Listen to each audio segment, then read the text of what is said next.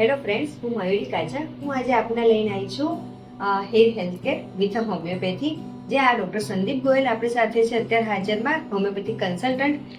આપણે આજે જાણીશું ઉનાળો અને ઉનાળાથી થતી સમસ્યાઓ, જેના વિશે સર આપણને બહુ જ અગત્યની માહિતી આપશે. સો સર, અમે જાણીશું કે અમારા મિત્રોને જણાવી શકો કે અત્યારે જે ઉનાળામાં લોકો પરેશાની અનુભવતા હોય છે, તો એમાં કઈ રીતની પરેશાની હોય છે અને એનાથી શું આપણે પ્રિકોશન લઈ શકીએ? જનરલી ઉનાળામાં 2-3 વસ્તુ એવી હોય છે કે જેમાં ઘણા લોકોને મૂડ સ્વિંગ થવી, સ્કિન રેશિસ થવા, નાકમાંથી લોહી વહેવું, આ બધી સમસ્યાઓના એના ઉપાયો હોમિયોપેથિકમાં બહુ સરસ આપેલા છે. ઉનાળાની જો તીવ્ર ગરમી લોકોને ગુસ્સો, નાખુશી ફીલ કરાવતી હોય, મૂડ સ્વિંગ જેવું કરાવતી હોય. સો મિત્રો, સરે જે પ્રમાણે જણાવ્યું, મૂડ સ્વિંગ થવો, સ્કિનના રેસીસ થવા અને નાકમાંથી નસકોની ફૂટવી, જે આપણે સામાન્ય માણસ થતું હોય છે અને ઉનાળામાં ખાસ કરીને વધારે. તો સર આપણને હોમિયોપેથીમાં એના ઉપાય જણાવશે.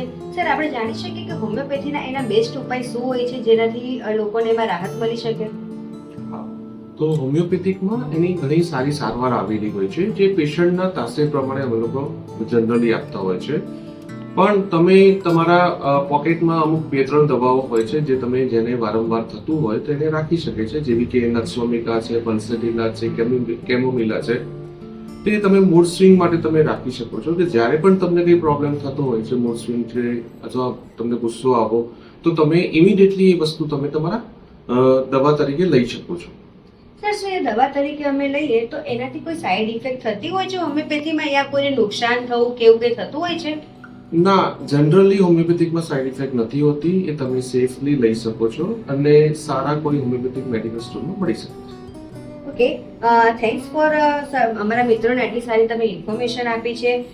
બીજું સર, અમારા માઇન્ડમાં એ બી ક્વેશ્ચન હતો કે ગરમી છે, તો ગરમીમાં જે બી મેડિસિન્સ હોય છે એમાં ઘણી વખત લોકોને ગરમ પડતી હોય છે, એસિડિટી થતી હોય છે અને બીજા ઘણા બધા સાઈડ ઇફેક્ટ્સ થતા હોય છે.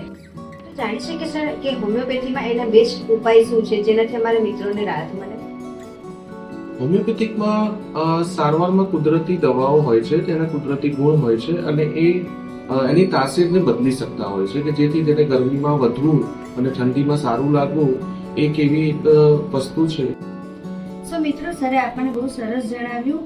હવે સર આપણને જણાવશે કે સ્કિનમાં રેસીસ થતા હોય છે, જેને ત્વચા લાલ થઈ જતી હોય છે અથવા તો સ્કિન ઉપર કાળા ડાઘા પડી જતા હોય છે, જે ઉનાળામાં બહાર નીકળતા હોય છે અથવા જેને વારંવાર બહાર ફરવાનું થતું હોય છે, એના માટે બી સર આપણને હોમિયોપેથીમાં સારા ઉપાય જણાવશે. સર, આપ જણાવી શકશો અમારા મિત્રોને? હા, જરૂર.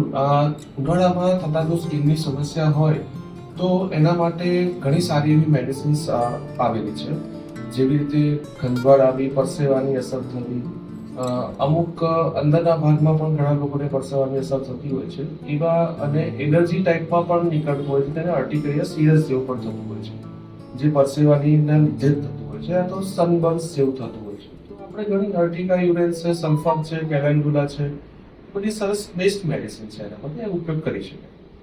સો અત્યારે ઉનાળામાં મોસ્ટલી જોવા મળતા હોય સર કે લોકોને પ્રાઇવેટ પાર્ટ્સ અથવા તો અમુક એવી જગ્યાએ જ્યાં આપણને પસીનો વધારે થતો હોય છે, તો ત્યાં બી બળતરા થવી, ખંજવાળ આવી, એ બધા પ્રોબ્લેમ્સ હોય છે મિત્રોના. તો સર, એમાં શું બેસ્ટ ઉપાય રહી શકે છે હોમિયોપેથીમાં?